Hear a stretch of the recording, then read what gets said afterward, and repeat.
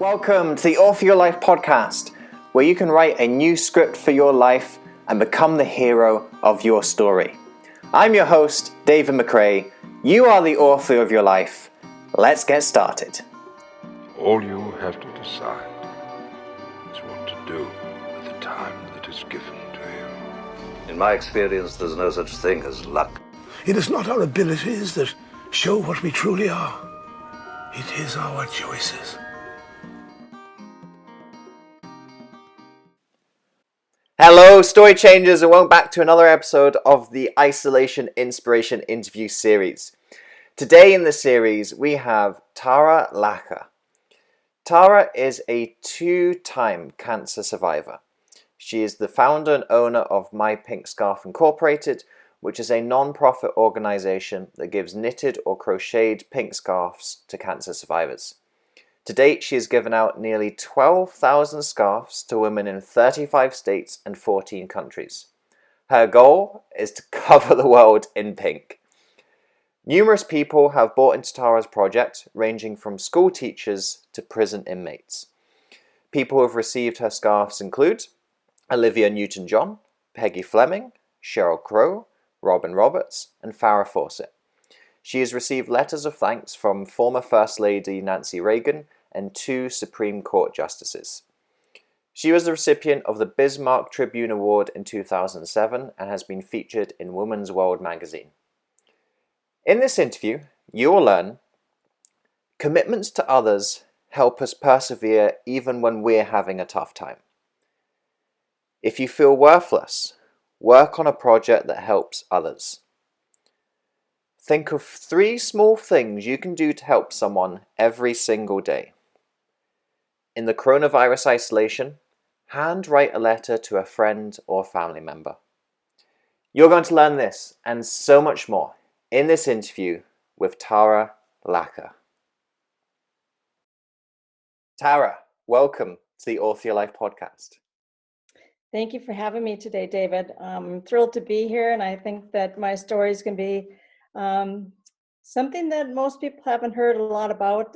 It's a very personal story, and I'm passionate about sharing it. So thank you for having me today.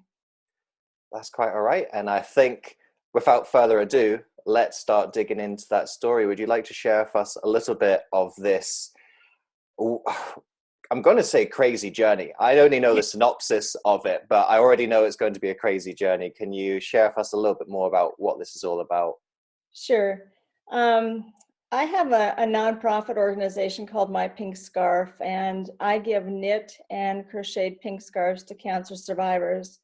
And what happened was in October of 2006, the well-known, as most of us know, a well-known direct selling company, Mary Kay, had a promotion that they were doing, and it was where hostesses of Mary Kay could give a pink wrap to generate awareness for breast cancer.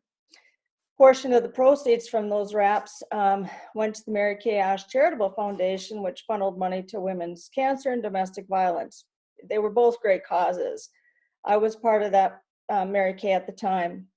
Probably shouldn't have done this, but I decided to go on my own and to extend that promo. And so I decided to buy all the pink wraps that I could possibly buy and give them to women that were battling cancer. The first one I gave to our Bismarck Police Chief, Deb Ness, and she was a breast cancer survivor. After that promotion ended, I watched 3 family members battle cancer, and I ran out of those pink wraps, and so I really, really wanted to do something that helped them get through their battle. I mean, it was really, really tough watching them, and I just wanted to do something to make their days feel a little bit better. And I had learned to knit the Christmas before, so I thought, what better thing than to make pink scarves? And so that's how it all started. And so what happened was I was invited to speak American Cancer Society's dinner. And what was interesting about that is I had been part of that organization, and they had asked me to speak that night. And it was June of 2007, June 1st, if I remember correctly. And my daughter went with me. It was a survivors dinner, American Cancer Survivors, first annual survivors dinner. My oldest daughter, went with me, and what we did is we took scarves that were bagged, and we brought in 75 that night because the American Cancer Society was more than happy to let me give those out to cancer survivors. So after we got those scarves brought in, I asked where I could just wait because I told them that, well, they knew I was a speaker that evening, and one of the gals came up to me and she said, "Are you registered?" What do I need to register for? I'm here to speak, so I was kind of taken back. And so she said again, she goes, "Are you registered?" And I said, what? I said, "I'm here to speak." And she goes, "Are you a survivor?" And right then and there, I said, "Oh my God, I am." And she goes, "Okay, then just take this form, go fill it out, and sit over at the table." Well, my daughter was right here, and she had heard this whole conversation. I didn't tell her anything what had happened earlier that day.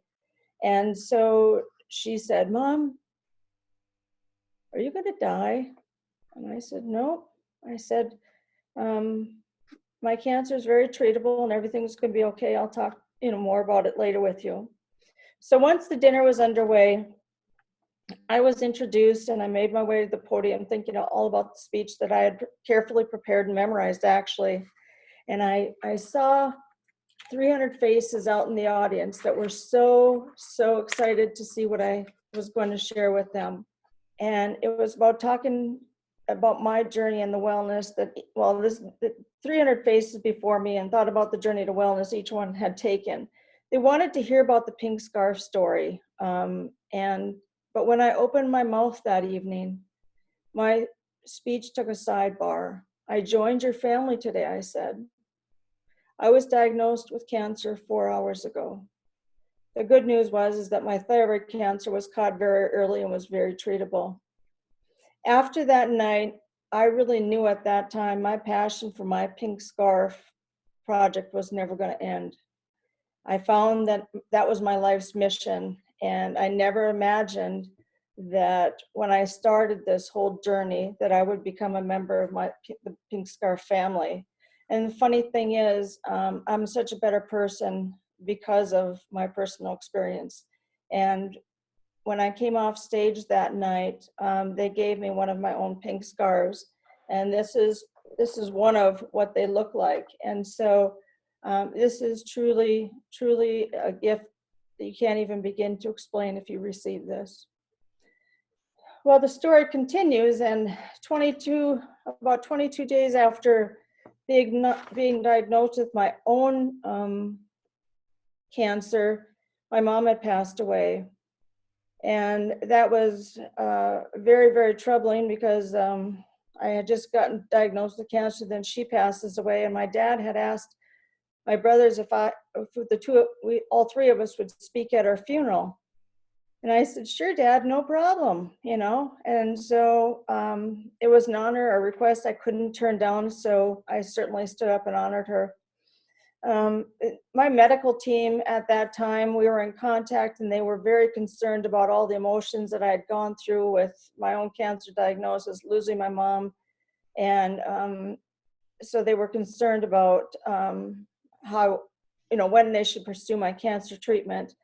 I was very adamant about following and just beginning my treatment and getting it over with, because I thought, you have too much time to think about this stuff. And I'm one of those people, I just assume get it over with and move on. So they went on my watch and said, "Hey, I'll be more than happy to get going." So I spent 3 days in the hospital. I had taken radioactive iodine. Nobody could speak to me.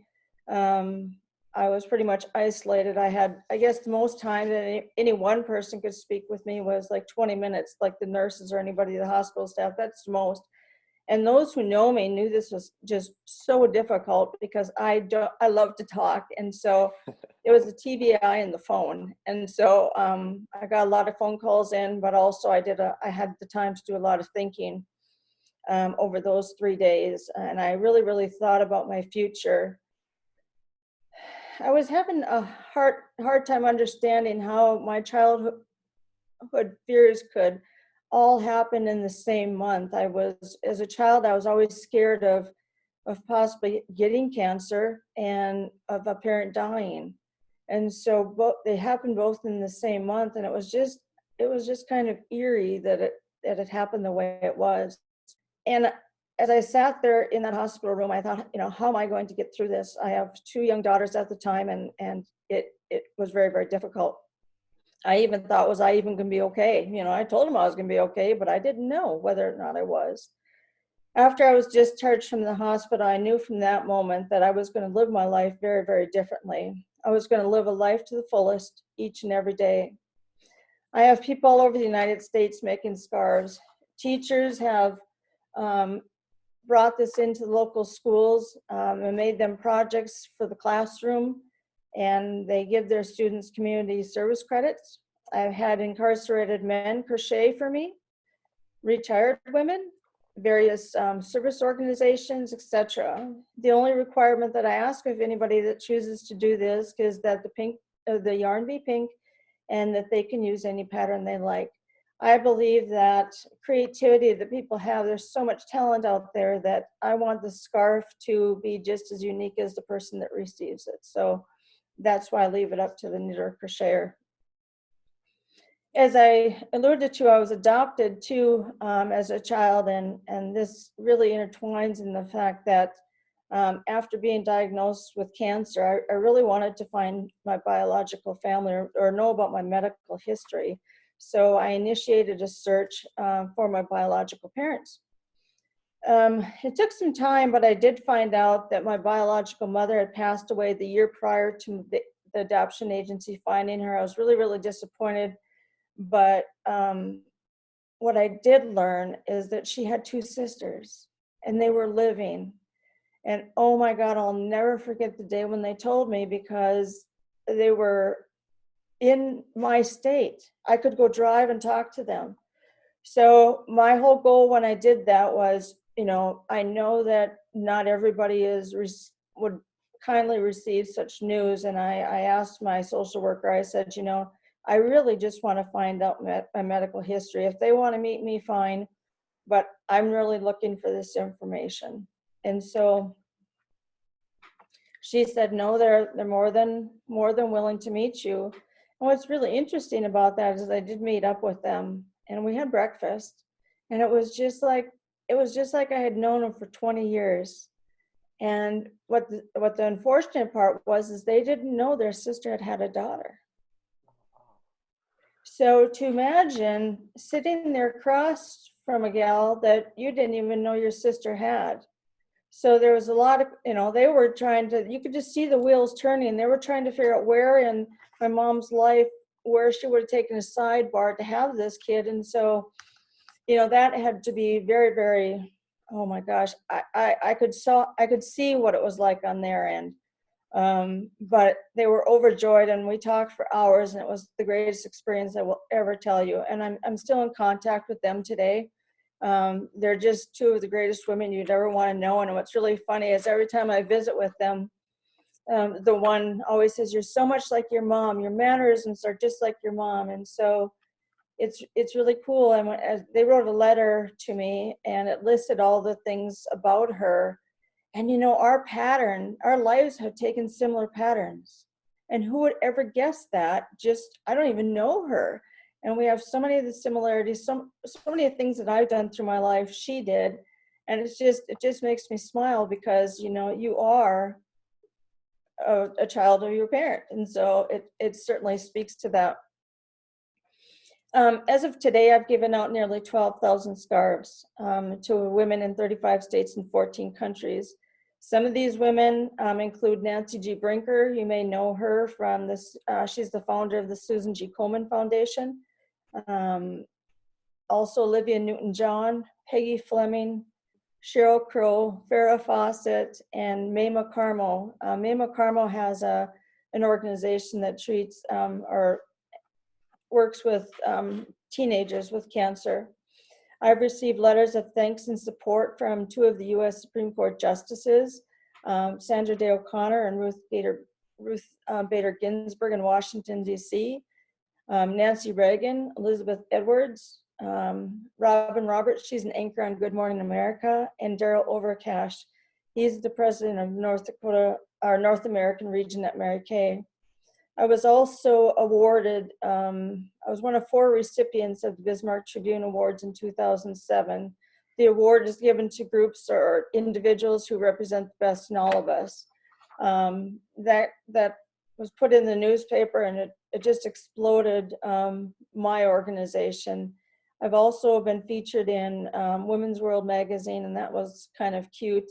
When that came out, I rushed to the store because this is a national publication, and they had so many on the shelf, and I thought, well, in all fairness, I'll leave a couple on there for anybody who wants to read it. But I went and took all those magazines off the shelf, and I went up and purchased all of them. And she goes, "You must really like this magazine." I said, "No, I'm in it." So I wanted to share it with everybody. So that was really, really fun. I've also been in the Mary Kay Applause, Inspired Woman, and North Dakota Living. But I think the other side to this story that a lot of people really don't hear much about is what it actually is to experience such a thing like cancer. And I know firsthand, I was diagnosed then with breast cancer in 2016. It was on my birthday, actually. And I'll never forget that day because I went in for my mammogram, and the gal that I go and see, she's there every time, and we just had that great conversation. And for some reason, I had a feeling that day that it wasn't right. Mm-hmm. And she said, "Well, we'll let you know as soon as the results are." And I said, "Okay, I think I'll be talking to you soon." And sure enough, within a few hours, I had received a phone call saying that they had found something, and they wanted to do a biopsy. To be truthful, I just got the biggest lump in my throat, and I thought, oh my God, what am I going to endure? I had to go through chemo and radiation, which is truly brutal.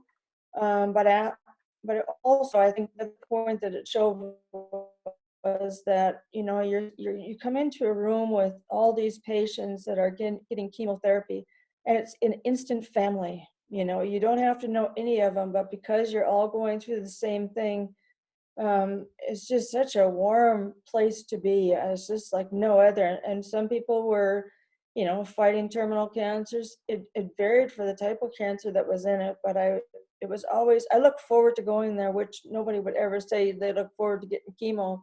But I truly went for the conversation, and just to see my friends and see how they were doing.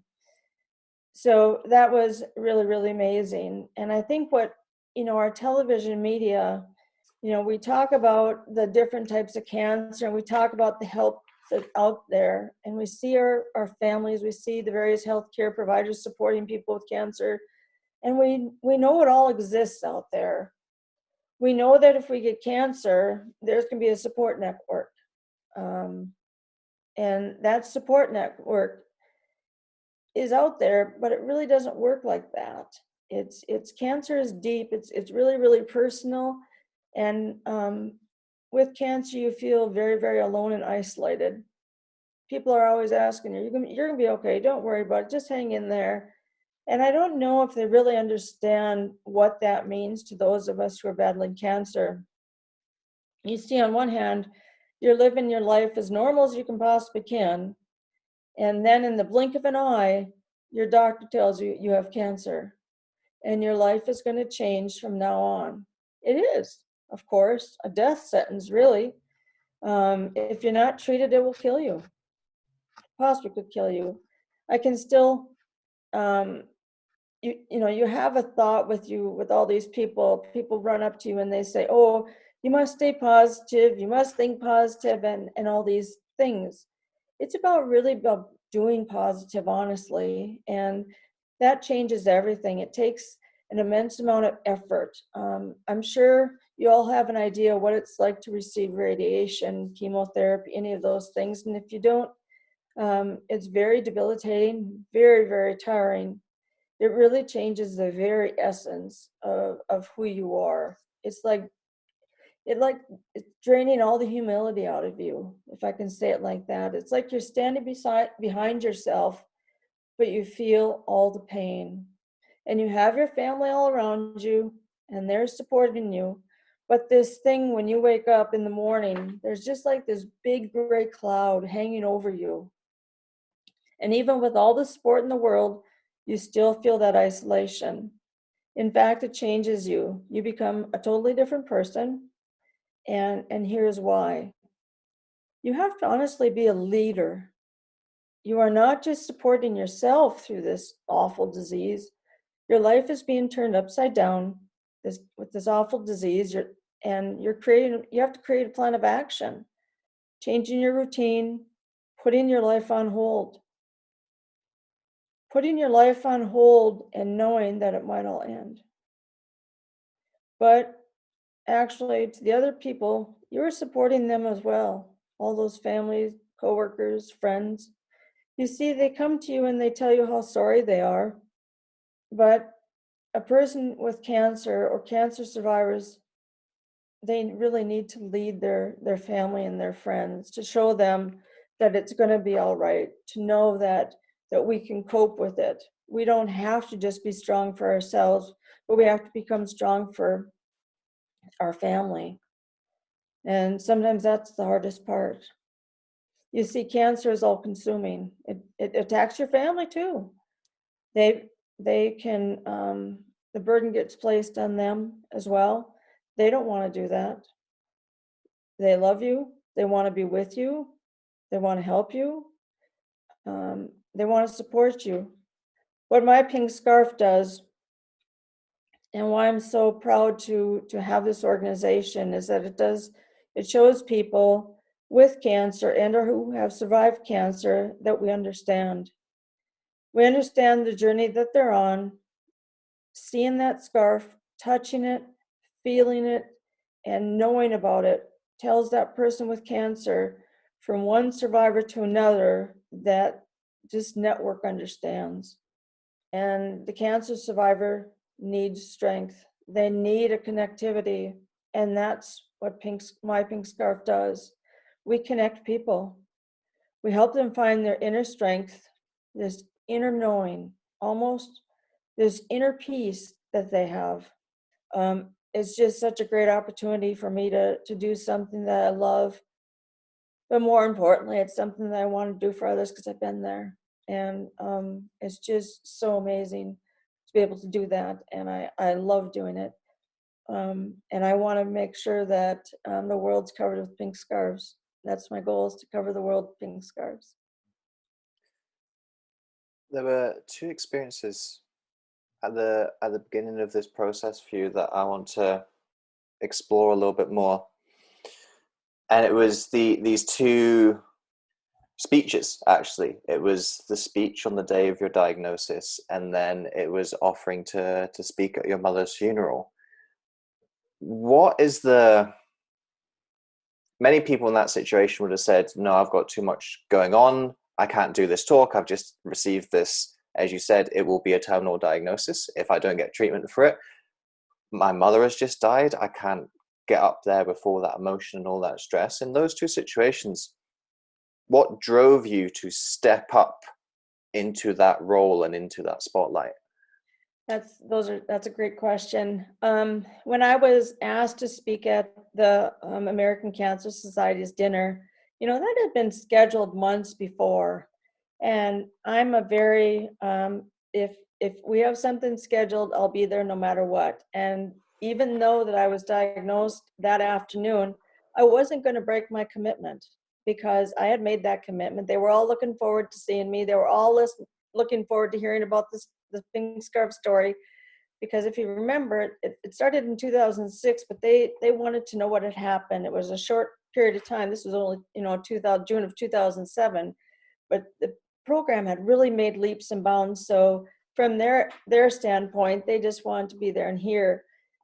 And there was a lot of people that I had given scarves to, so they of course wanted to hear. So I just had to honor that commitment. That's what took me there. And I will be truthful. That day, I people asked me about it, and I came home after I got the diagnosis. I came home and I had some bags to put together yet of scarves and get them all bagged and put in my car and whatnot. To be truthfully honest, I really didn't even process that I was diagnosed with cancer. It didn't even, I heard the words, but I came home and did what I had to do to get ready for that evening. And it was the time when my daughter asked me, when she was standing right next to me, "Hey, Mom." And it's like, oh my gosh, if I were to relive that, I probably would have shared some information with her rather than her hearing it that way.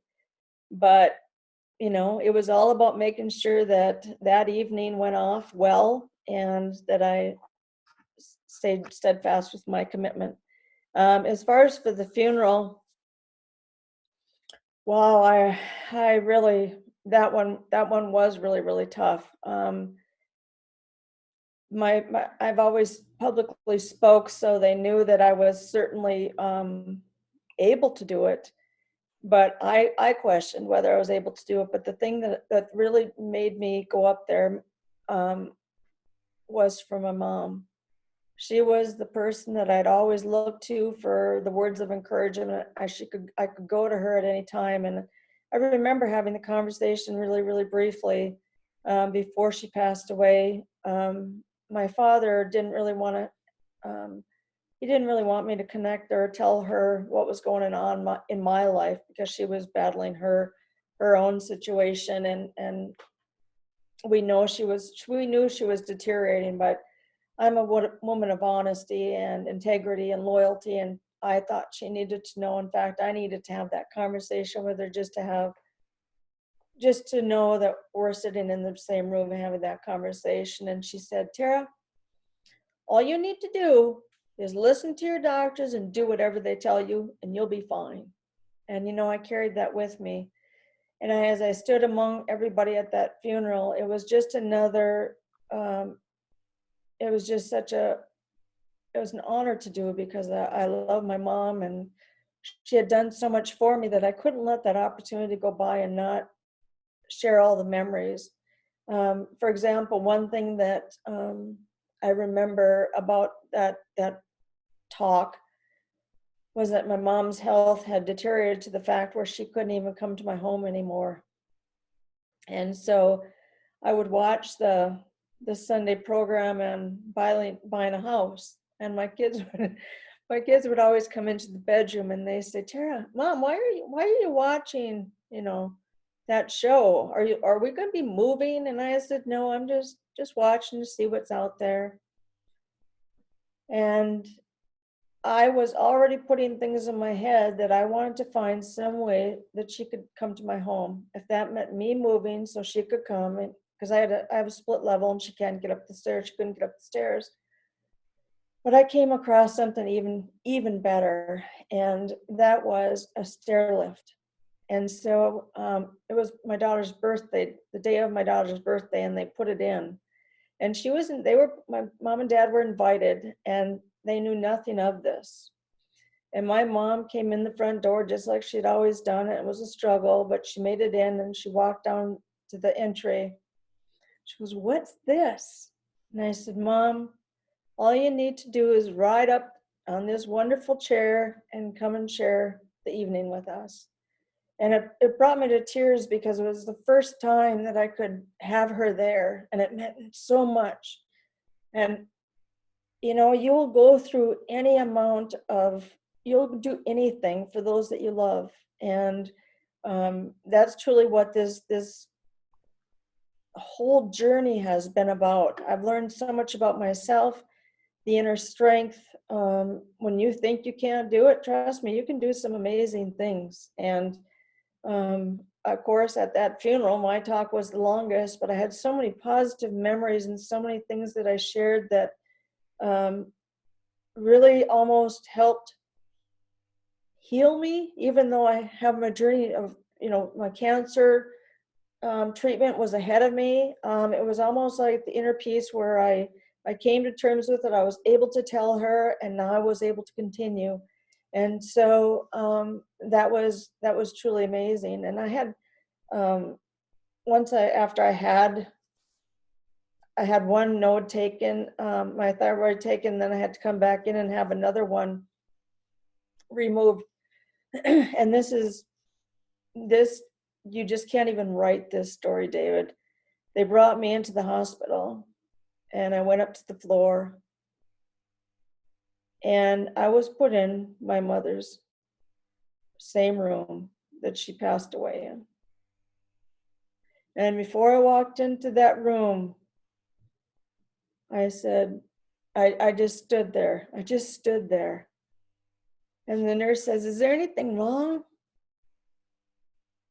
And I said, "My mom died in this room." "Oh, we'll be more than happy to move you to some other room." And I said, "No, I want to be in this room. This is where she last was." And there again, it's the feeling that she was just with me. There's no explanation. You can't even, it probably sounds really, really silly. But it was like her presence was there. And it was truly a thing that you would never imagine. The other thing that also plays into this journey is I have never really been an advocate of genetic testing. I've heard about it, I read about it, but I knew from the insurance standpoint, the financial cost of it, I've just put it out of my head. But of course, when I was going through cancer and not knowing my medical history, I decided to ask the doctors about this. And I asked my oncologist, I said, is genetic testing something that we should consider? And he said, I'm going down that road and I wanted to ask you. And he said, "I would like to do a genetic test if you don't have any, problem." And I said, "No," because in the meantime, I was able to accumulate all the family history from my two aunts. And I brought all that information forth. And that's why he said, we really should do some genetic testing, because both those ladies were breast cancer survivors. And even though they were breast cancer survivors, my mother did not have breast cancer. So there is no chance of me carrying it on to the kids. And so that's what I wanted to hear. But this genetic test, the first one that they had done, came back inconclusive. It's like, oh, wonderful, and so it really didn't help us in my treatment at all. We took it and went with it. But my oncologist was very, very, very good at researching things, and he wanted to make sure that each person that has cancer is treated, because it's such an individual. Even though it's cancer, every case is so individualized that you have to tailor it to us. And so he said, there's this other genetic test I'd really like you to have. And he said, "Would you consider doing it?" And I said, "Sure." And so I went through did all the paperwork. Do you realize it was like I think it was like $10,000 or $12,000 to have this genetic test. And I sat home that day after I submitted, and I said, "I don't know how I'm going to pay for this." Because, insurance usually doesn't cover for genetic tests. And so I sat there and I figured, what? I need to know what the answer is. I need to know what this test, it was supposed to be just truly amazing. Well, the nurse navigator that I was working with, this was just weighing on my mind so much, and I just didn't know what to do. And so I called her. And she said, "Tara, I'll tell you something, you don't have to worry about that money. They cover the genetic test. They pay for the genetic test. They process your genetic test. All you have to do is just take it." Well, what was so amazing is that the result of that genetic test changed my whole treatment plan. And so had I been closed off to genetic testing, I don't know if I'd be a success case today. And so my point is, you never know where your life is going to take you. And some of us have had a path that you couldn't even begin to even imagine all this coming together, but it does. And now I get the privilege of talking to all the cancer survivors out there, sharing my story, instant connection, and really looking at cancer as a more personal thing. One other thing I'd really like to share, if you don't mind, is when I went through chemotherapy, I knew that I'd lose my hair. And so many people talked about this horrific experience about losing your hair. Well, I was feeling that. The more you go to chemotherapy, the more your hair loosens up. And I remember just pulling out clumps of hair.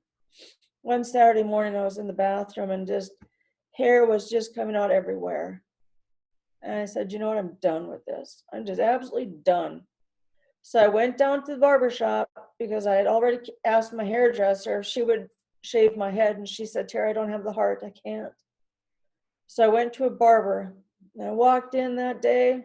I said, Mike, I need you to shave it all off. Sat on the chair because no one's ever asked me to shave their head before for a cancer survivor. I said, well, I'm just tired of dealing with all the clumps. And he asked, of course, the story behind what was going on. But I will have to say, I had 3 wigs, bought 3 wigs. They were kind of fun. My kids were part of that experience. And I thought it was really going to be cool being able to put on hair every day and really not having to fix it. And so it was kind of neat in that regard. I had spent quite a bit of money on these 3 wigs, and I maybe wore them once or twice. And the reason for that is that baldness, walking around bald, people are looking at you left and right. They know you're sick. And a lot of times, they'll say, the little kids will say, Mommy, look at, she doesn't have any hair. She's sick or whatever. There was a lot of men that came up to me and said, you must have cancer. And I said, yeah. And I said, I'm going bald to bring awareness forth that we need to keep up with our mammograms and our annual exams. So if your wife has not had those, would you please tell her how important they are? And that's why I did it with my journey. It was just to bring the awareness, to have the conversations. And I'm so, so happy to say that journey and that what I did was so heartwarming, because 2 of my best friends hadn't had physicals over in 20 years. I don't know how you don't have a physical after 20 years, but because I was always, every year I did mine. But after they saw my bald head, and I was kind of direct with them, I said, you know what? This is why you need to have your annual exam. Both of them did that year. Both of them came out fine. And I just said, that's all you had to do. That's what this was about. Mm-hmm. And so, again, it was another venue to teach somebody that, as difficult as cancer was, we need to be reminded that we need to take care of ourselves. And that's what I want to spread the word of. And so that was my way of doing it. And anybody I got to talk to or wanted to talk, I talked with them. And that in itself was pretty inspirational and just really, really touching. There was something else that popped up to me earlier, speaking of mammograms, actually, was when you went for your own one and you'd been before, but this time you knew it was different. There was like this intuition. Are there any other times where you've had that feeling of intuition and it's led you somewhere or directed you somewhere? Well, that's $1 million question. I've had like 3 premonitions, and 2 of them were about my mom. One time my family was traveling up in Canada, and I had this premonition one day, and I said to my husband, I said, I don't think my mom's okay. He goes, why are you even thinking that? And I go, I don't know. I just have this feeling that something's not right at home. And I really had no reason. Nothing was really going on during that time for me to have that feeling. And he goes, well, if you're worried about her, call her up. I called her up, and she was in the hospital. It's like, holy Hannah. So it was nothing life-threatening, but there again, there was another occurrence that it happened, and it was her health was not that I would even know that there was something going to happen, but 2 premonitions were about her, and I was right on both of them. And then that day when I went in for my own mammogram, something was just weird that day. I mean, I've always done my own self-exams and kept up. I didn't find anything. I have no reason to even question that day at all. But I was just sitting there and I thought, today's not going to be a normal day. And gosh, to have it turn out like that, it's just like, how does a person know? It's this deeper level that I still think, oh, how does even a person know that? But we do. And to be right 3 times is almost, it's truly amazing, honestly. And I've not had premonitions since then, but tell you what, if I get them, I listen, because something's usually up. And so it's another journey. You have to, I acted on those just to make sure that I didn't say, I wish I would have. So this stuff's always very interesting. These gut feelings, intuition, whatever word you want to put on them. There's another aspect of your experience that I think will be quite relevant to the situation we find ourselves in currently, and it was talking about this loneliness that you felt during your treatment and during your journey, and even though you are surrounded by people, you still feel lonely. And I think one of the under discussed aspects of the various isolation precautions that we're doing right now will be loneliness. I think loneliness is going to be a big problem in the next couple of weeks, in the next couple of months. Can you share with us some of what helped you during this period of loneliness? When you go when in our case, when you have cancer, you're feeling really, really awful. So you have a lot of time just to sit there, which is similar to what we have today. We're all isolated at our homes. We have a lot of time to think. I truly reached out, and I luckily had my cancer survivors to reach out to. I had so many people to mail scarves to. I had over 1,400 on my waiting list. And so I truly used my time to write notes to them and do that at that time. It kept my mind busy, it kept me busy. But I am very, very concerned about the people that are going through our current event, because I had talked to a friend of mine 2 days ago, and there were 3 young students that had already committed suicide because of the loneliness and isolation. And I think we as a community really, really need to be, this has to be out in the forefront. We have to have this conversation. Anything out of the ordinary, if people aren't acting right, I think we need to have that conversation. You need to do something. You can't not do something. And so I know that I've talked with a lot of parents that have lost children due to suicide. It's something I'm really, really passionate about, as far as, I don't want to so much find out the why, but to take action, to do something, to make sure that they're taken care of. And if we could prevent that from happening. My mom was a social worker, and she always told us 3 kids, I have 2 brothers and myself, she always said, Tara, there's never anything in life that you can't talk about. If you can't talk to your dad or I, talk to somebody at the church, talk to one of your friends, talk to somebody. And so this has really come to play here. I mean, I watch people all the time, and I'm thinking, oh my gosh, what are people going to do? On the news, they're talking about the behavioral health program, the number of calls that are coming in, and having to deal with these people. I think it's going to be a tremendous obstacle going forward, and we really, really need to put this on the forefront before anything else. I realize the virus itself is awful, but I'm more worried about the people. Not everybody can sit in isolation. I'm truthfully really happy being at home all day, every day. I'm no problem with it. I have plenty to do. I know where to look for entertainment. I'm always going and doing something. But other people aren't. They're already going stir crazy, and we've only been into this a couple weeks. And so if you're talking months, these people are already crazy of being home, and they're just like, I need to get out and do something.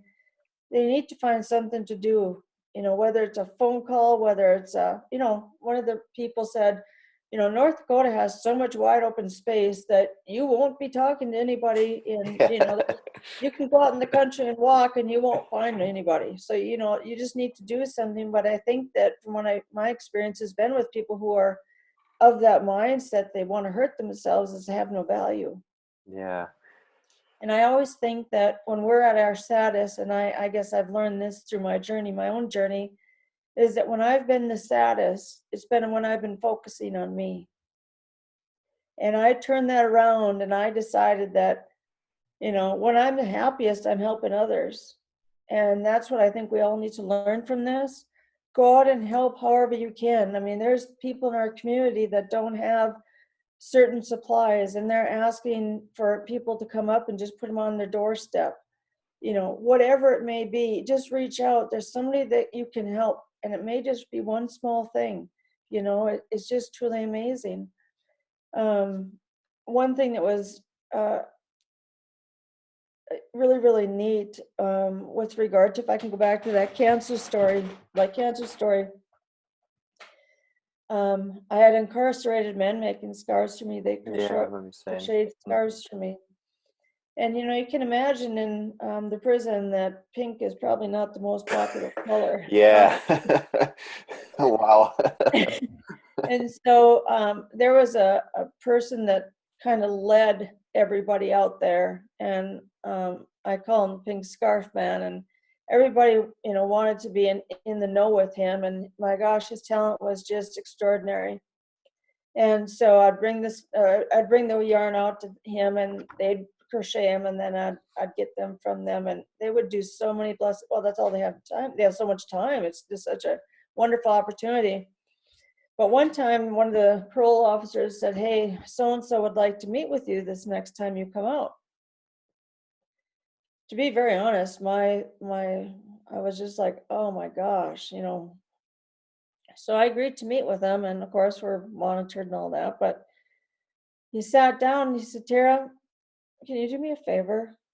Oh my gosh. And he goes, "I've really done a lot of work for you, and so have a lot of the other men here. And I wonder if I could just ask you something, and if you'd at least consider it." And I said, "What is that?" And he said, "Would you be able to buy me some black and white yarn?" And I instantly thought, okay, my project's pink. How does black and white tie into this? And he said, I've never met my son while I've been incarcerated. And I'm going to be getting out soon. And I'd like to crochet him an Afghan. I said, no problem. Went and bought the yarn, brought it back that same day. And I had one more conversation with him before he was released. And he sat across the table from me and he said, "Tara, I've not done such very good things in my life. That's why I'm here. And I'm just thinking, please don't tell me what it was. I don't want to know what it is. Just, but he was very forthright, and he started getting really choked up. And he said, my bad actions have brought me to here, and I have to live with those actions each and every day. And he said, I've thought a lot about this because when I get released, I don't know what I'm going to do. I told myself, while I was living in these four walls, the day I get out is the day I'm going to kill myself because I feel worthless. I don't feel like I matter." He said, "But your project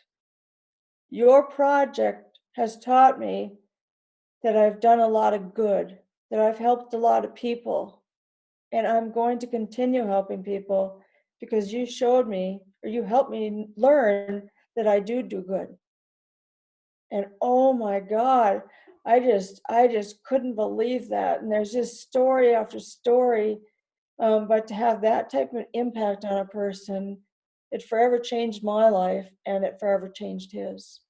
Yeah, I can only really imagine someone who's in that situation.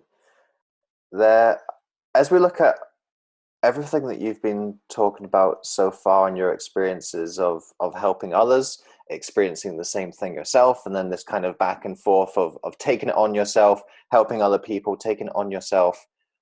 What's kept you motivated through all of that? Why have you kept on going, kept on persisting? Where has that kind of tenacity come from for you? You know, the journey's been long, hard, interesting, challenging, and at times just very, very draining. But I will truthfully tell you that until your life has been questioned or your life is challenged, will you ever understand? And I've dealt with cancer twice. I've survived cancer twice. There's others who aren't surviving cancer once. And that's my motivation.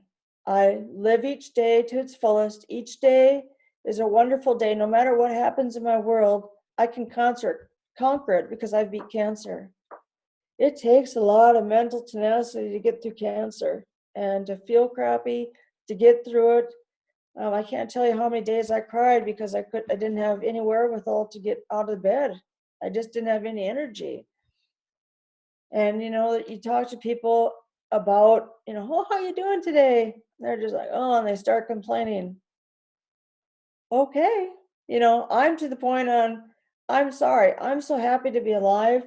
Each day is a gift. I live it to the fullest. I do as much for people as I can. I do as much for myself as I can. I have a whole different lease on life, honestly. And there's so much that life has to offer. Again, if you're thinking inward, that's when people get depressed. And because I can help so many people do so many things, I'm always happy because I'm always giving and I love to give. And some friends of mine, they'll just say, Terry, you have so many people that Well, I'm out mingling with people. I want to meet people. I want to learn about them.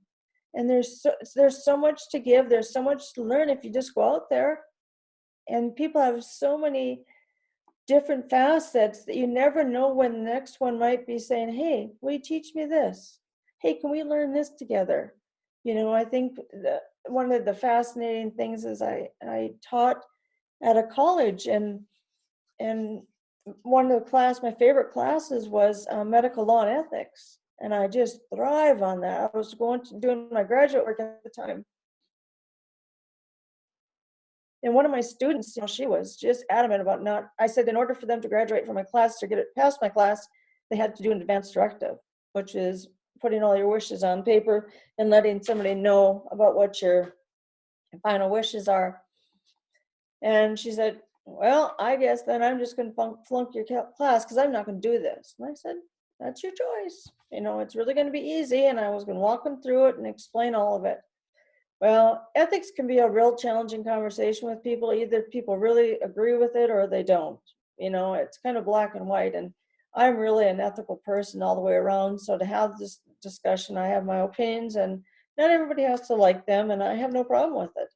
But I was trying to impress upon her that her grandmother was in a nursing home and she was in a vegetative state. And so I said, my question that keep on coming out of my mouth that as I talked to her was, is your mother really alive? Well, she's laying there. I said, yeah, but is she alive? What's your definition of being alive? And she goes, well, Tara, I can go hold her hand and I can go, and said if she's still alive. And after several weeks of this, she came back into my room and she said, can we talk after class today? I said, sure. She handed me her advanced directive. And she goes, you know what? I don't want to ever have somebody possibly making a decision for me that I can make for myself. And I think that's so true of all of us. It's a conversation we don't want to have, but I think each of us need to live the life that we want to live. And from beginning all the way through life to the end, it's so important that we determine how we want to end our life as well, meaning we should have our wishes grant, or what we want for our life, to how we want it to end.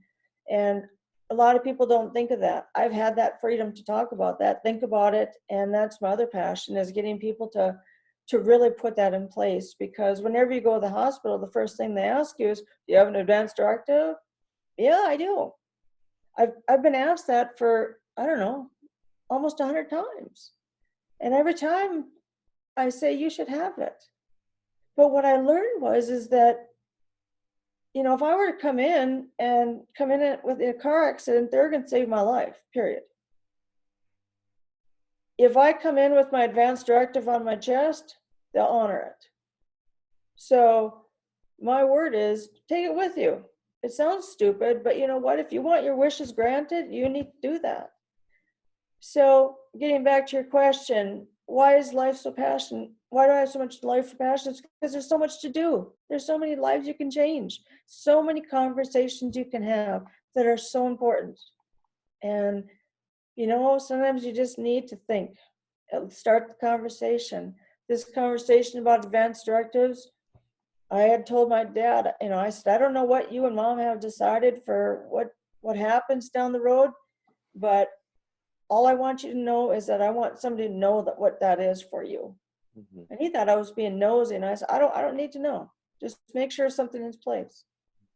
About a month later, he goes, would you please go sign that safety deposit box so you can get to the stuff? It's just having the conversation. Yeah. So we can do that in so very many ways, and it's just truly priceless to have that conversation. Yeah. I'd like to zoom out now from your local story and your local experience to the global one. And we have alluded to the C word so far. And one of the reasons I'm having these conversations just now is looking at the current coronavirus situation and seeing how people are responding to it and how we can respond better to it. And the first question in this regard is, how has coronavirus been affecting you personally? What's been going on for you? Being a cancer survivor, I always think I'm a little bit more health compromised than a lot of people. And so I'm certainly taking my eyes are wide open, and I'm taking a stance that I truly don't want to be out among a lot of people. I just got over influenza as well. It's kind of amazing because since 2016, I haven't been sick.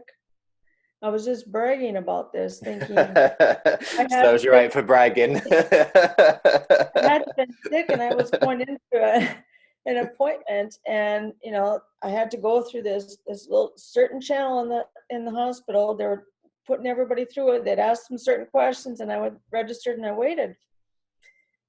But you know what happened is that when I got up to my appointment, they did their normal things, your blood pressure and your whatnot, and they took my temperature. I had a temperature. I didn't feel like I had a temperature. And they said, and then right then I thought, oh my God, I hope I don't have coronavirus, you know. She goes, you might want to contact your family physician and see, you know, to get yourself tested. Well, it was through that experience that I did contact them, and they, hey, we want to swab you. Drive up to the facility. We'll come out and swab you. And, you know, it's kind of like going through the drive-through, you know, I mean, it's just, but on that note, I mean, that's what we've had to do. You see plenty of situations that they're doing it that way, but in all honesty, we have to do it that way because this virus is it's so scary as far as it can affect anyone. And, you know, some of the concern is that the young people are not really taking this seriously, and they're doing more of their activities than maybe some of us older people who have enough common sense to stay home and realize the impact. But there's young people that can get it too. And so I think that they really need to understand that, oh my gosh, it can happen to you.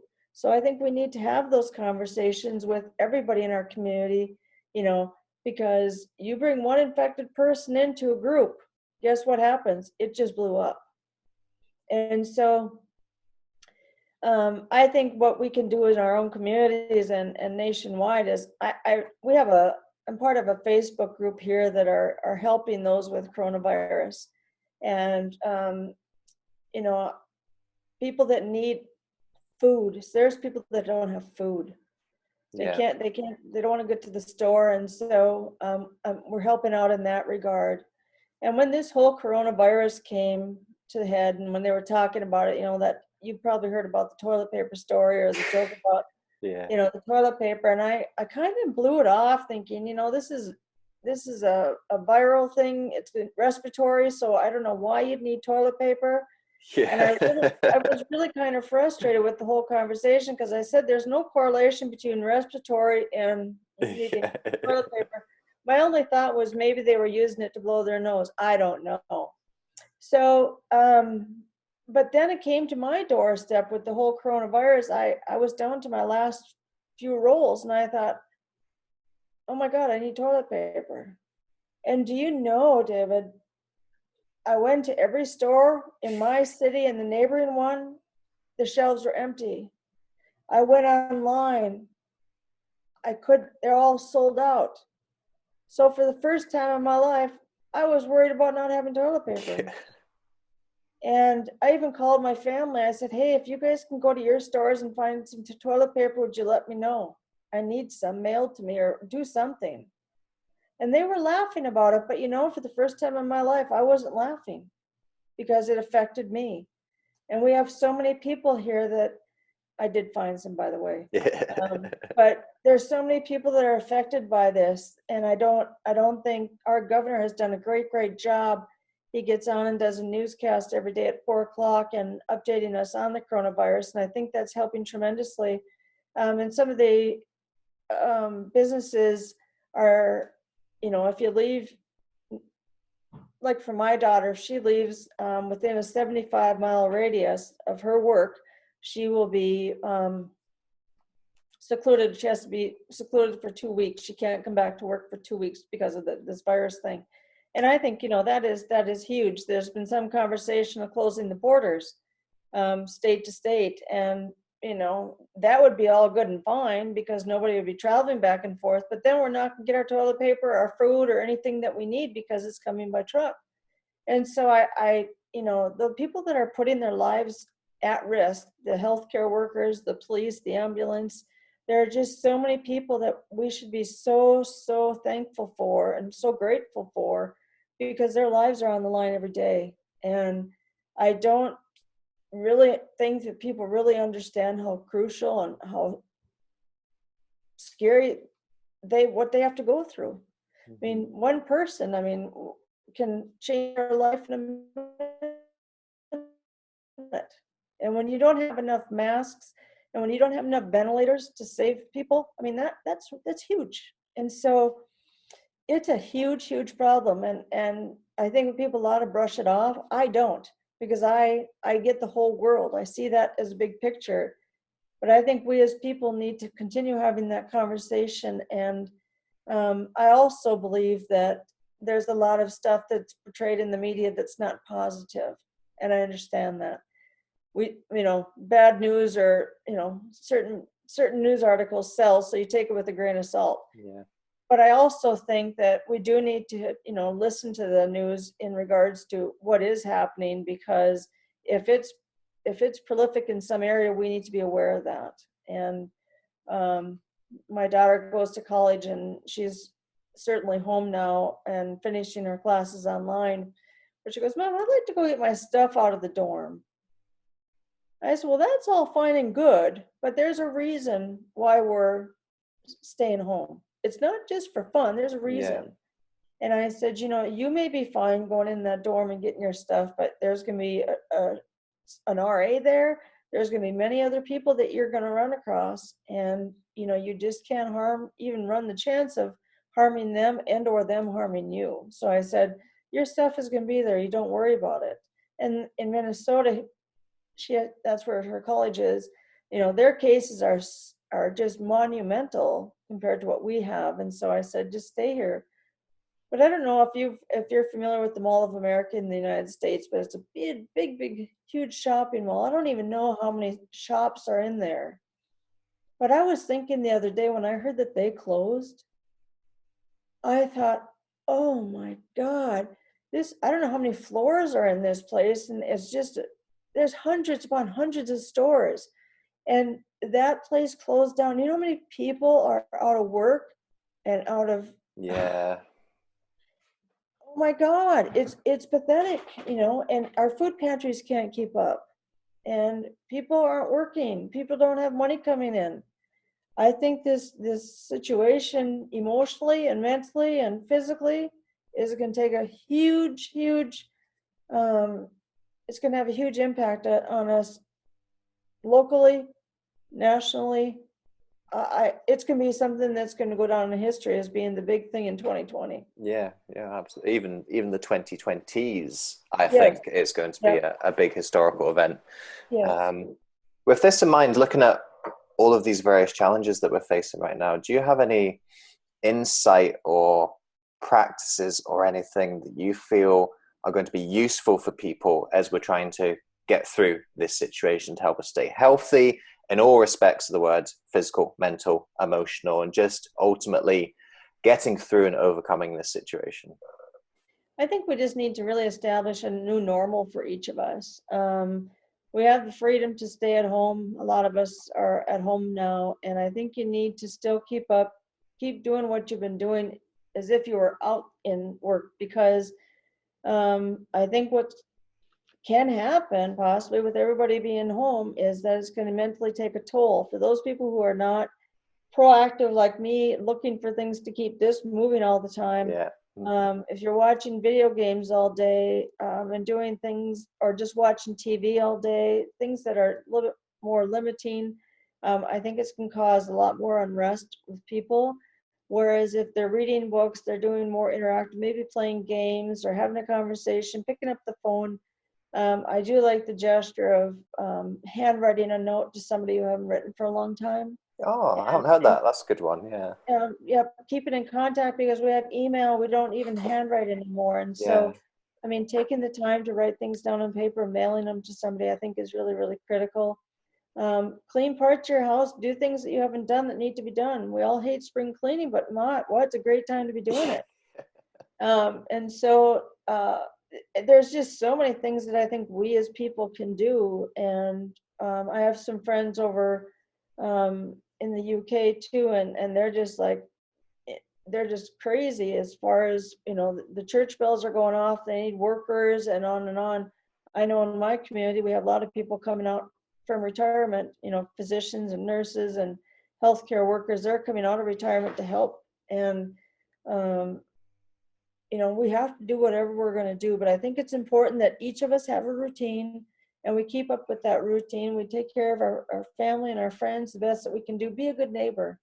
If you know your neighbor's having a tough time, take your 6 feet, whatever the distance is, but have that conversation with them. Even go over and say hello. It doesn't matter.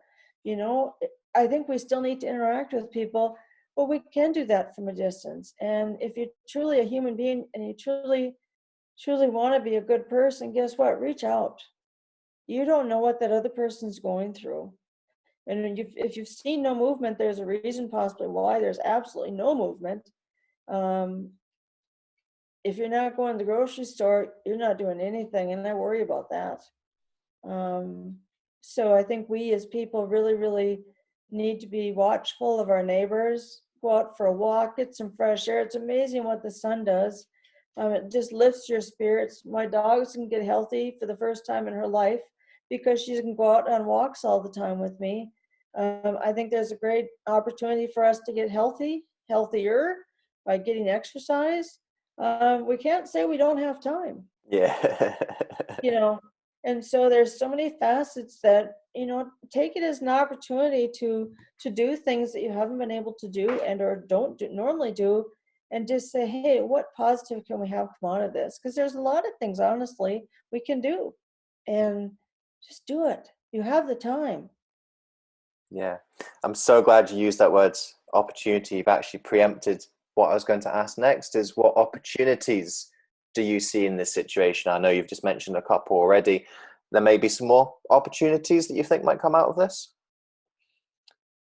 I think the opportunities are just endless of what can happen. I think our giving to our older population is certainly something that we all need to do. And I don't think our younger generation has really ever had taken the opportunity maybe to do it as much as they could do now. And now more than ever, there's people that really, really need um, help. Maybe just like I said, maybe coming over and dropping some milk on their door, or just coming by and saying hello, whatever it might be. Um, I think the opportunities are truthfully endless as to what we can do for one another. If you can think it, you can do it, and just go out and take action. And, there's a lot of things on the internet that you can come up with. I know that there are schools in other parts in fact, it's in our neighboring state, Minnesota. North Dakota has been very proactive getting our school kids online in the classroom, trying to keep that routine going so they don't drop off on learning. Minnesota, unfortunately, is not as proactive as North Dakota, and so their teachers are at home, their kids aren't learning. And so I think that's really a detriment, because I think there's so many great things that you can do technology wise to keep that education going. And our students, man, if we're talking about this for 3 months, let's just put that out there. For 3 months, we're going to be isolated here at home. There's so much technology, like our Zoom here. You and I Yeah. can see each other, we can interact. Teachers can do that if they're given the freedom to do that. And I think that we as governors really need to look at the long term. I know that there are people that don't have computers, they only have their cell phone, but you can still get interaction on a phone. And I think we really need to use that technology for the first time in my life, if we haven't up to this point, because it's going to be the method that's going to get us still to communicate. And communication in its own self is one of the greatest opportunities that we have. I don't care if you write, read, text, or email, whatever you can do, communicate. It's so paramount. And if we're all communicating, we may prevent the the sadness or the isolation to get to people. I think that's going to be the biggest thing to do.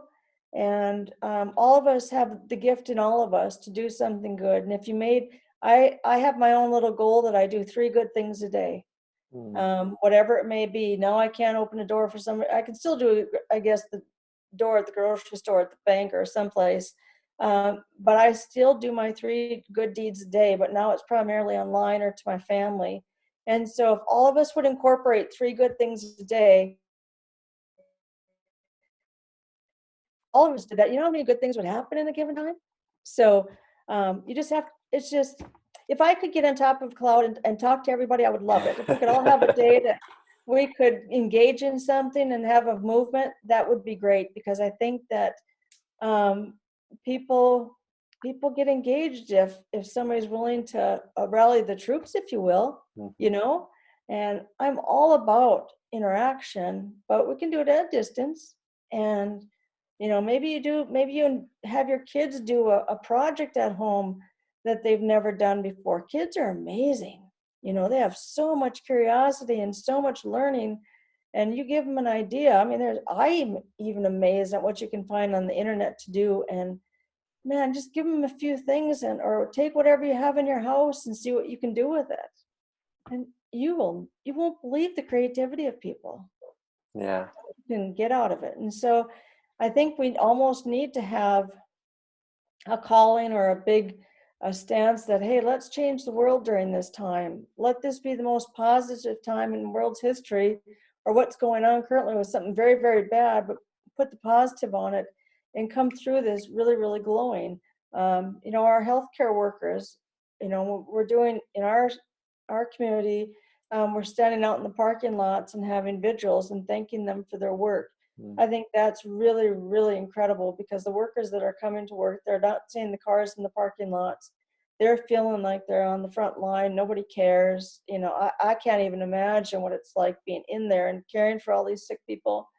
But I think we need to be very cognizant of those people, even our EMT people. If there's something that we can drop off at the door, maybe it's a dozen cookies or something, or a meal. I think we need to be doing that because they are fighting the fight, and without them, we wouldn't be where we are with, as good as it is given the situation, because we don't want big numbers. So I think there's just so much good that can be done, and it only takes a person. We Yeah. can just multiply if we do it. Mhm. What are your plans for the rest of the year? I know it's a very uncertain time and we're all very much adapting and planning new things on the go, but do you have any plans for the rest of the year?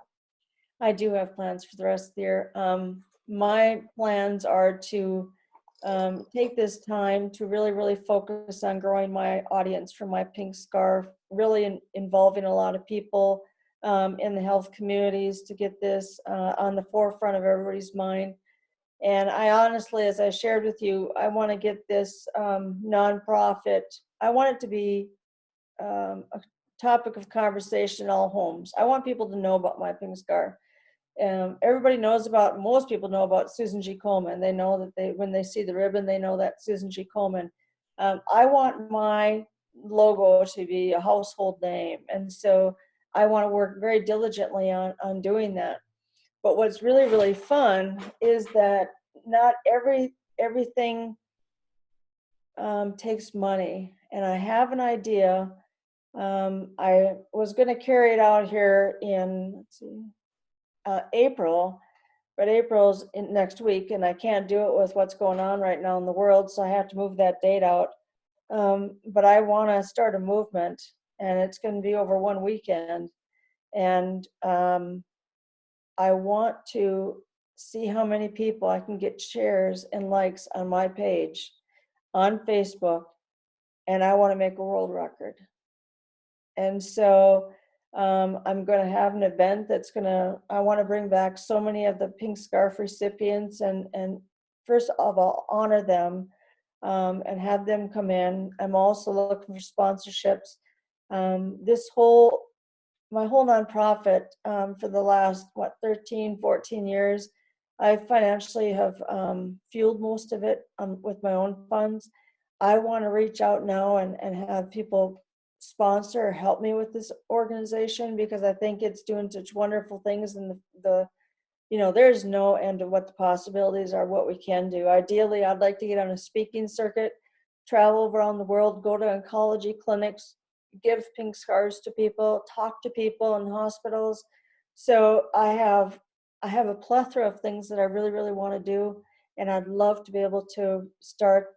Well, I've already started that. The ball's moving to get that to happen, because I think that there's so many wonderful things, and so many people don't know about what I have, and I want to share with what I have. And if it takes, if we can get people in schools knitting, civic organizations knitting, I have people in New York that are knitting for me. I have people all over that are knitting. And if we can have a knit-a-thon, globally, that is just too cool. And Yeah. so there is no end to what I can see doing for my organization. But ideally, for me as a person, I'm always learning. I always want to learn, and I want to see what better things we can do for the world. That's how I run my life every day. And it's just, like I have Wealth Wednesdays. I do something nice on Wednesdays. Things have been a little bit different, but I can still go to the grocery stores, and maybe it's taking a $10 bill and tucking it in something with under a cap, for example, if I'm buying. So it's That's nice. just, I like that. yeah. So it's things like that. Wealth Wednesdays are just going and giving something to somebody. I do that every week, and so it's really, really neat. And it's just such an act of kindness for a mom who walks up and gets some formula for her kids. When she opens the tap, there's some money there, and it doesn't have to be monetary. It can just be something else, a note, I'm thinking about you. So it's just been something that's really fueled me, and I really like it. And I wish we'd all incorporate something like that, just because, man, it just makes a person smile. Yeah. It's just so fun. And again, the creativity that a person can come up with, who knows what we can come up with and do. And so just if we made that just our own goal, Wealth Wednesdays, all of us incorporate doing something, especially during this time, help somebody. Imagine what effect that would have on the global economy. Yeah. I mean, huge. And so, I do my part and I try to get others doing their part. But until you ignite yourself to do things like this and help others, you can only do so much.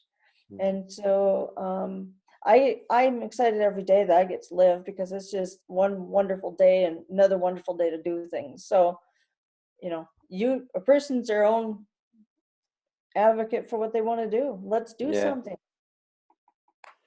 So Tara, for the audience who've been listening today and they've resonated with your story, your message, your projects, they maybe want to find out a little bit more about some of these plans that you've been discussing for the rest of the year, where would you be directing people to go to find out a little bit more about you and what you do? Sure. I can be found on Facebook. My group is My Pink Scarf Incorporated. I'm on Facebook that way, or you can find me at my website, www.mypinkscarf.com. If you would like to communicate with me, it's Tara, Tara, at mypinkscarf.com is my email, or you can call me at 701-426-8303. And I'd love to hear from you. I'd love for you to be involved in what I'm doing, and I would be so appreciative of getting the word out to more people. But I also want to thank you, David, for this great opportunity, because I think it's people like yourself who are getting us on the waves to see what's out there and what people are doing. There's so much positive that we can all be doing, and so I'm fortunate to be able to share my story and some of my thoughts and ideas to your audience, and I really look forward to possibly hoping the opportunity to do it another time. Well, thank you for thanking me, Tara. Thank you for coming on and sharing with us today. I've particularly noticed your passion throughout. It's very clear that you're passionate about your cause, you're passionate about your projects, and that has really transmitted over the airwaves. It's jumped across the Atlantic Ocean to where I am right now. So thank you so much for taking the time and sharing with us today on the podcast. No problem. And just stay safe, everyone. And we will get through this, and we will get through it together. Just help the neighbor, and we'll all be better people for it. To continue to help you through this isolation period, I've decided to open up my Author Your Life Academy for free for the next 3 months. Author Your Life is my online educational community where you can access training sessions, workshops, and question and answers, and connect with other people around the world who are going through this situation and trying to make the best of things. The Academy normally costs $27 a month to subscribe, but for the next 3 months, I'm going to open that up for free. Essentially, you're getting a 3-month free trial of the platform. To access the Author Your Life Academy, go to authoryourlife.org/academy, and when prompted, enter the code CORONA in block capitals. Yes, what else would the code be? CORONA in block capitals, and that will take your $27 subscription down to $0 for the next 3 months.